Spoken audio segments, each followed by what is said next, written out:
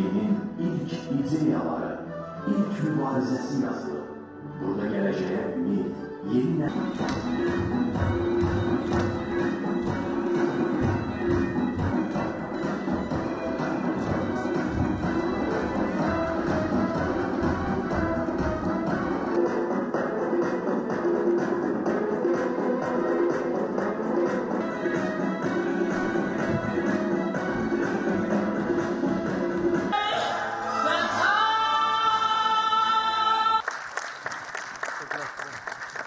Milli mətbuatımızın 146-cı il dönümünə həsr olunmuş tədbirdə görməyə çox şadıq.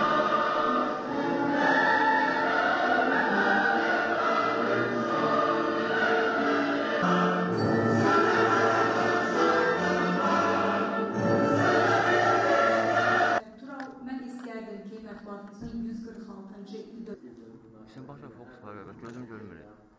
44 günlük Oradaydılar, əsgərlərimizin yanındaydılar, o hadisələrin içindəydiler.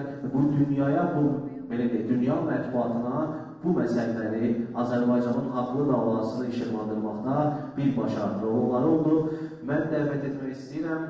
Ruslan Rəhimov alqışlarınızla Anadolu Ajansı'nın müxbirini. və eyni zamanda Anadolu Ajansı redaktoru Ramin Abdullayev.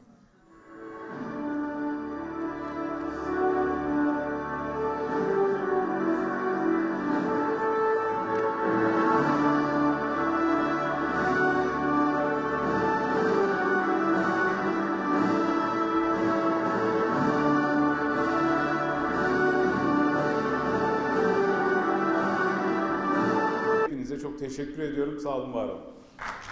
Biz de teşekkürümüzü bildirdik. Hem Türkiye devleti olarak hem de Türkiye mətbuatı olarak haqlı davamızda yanımızda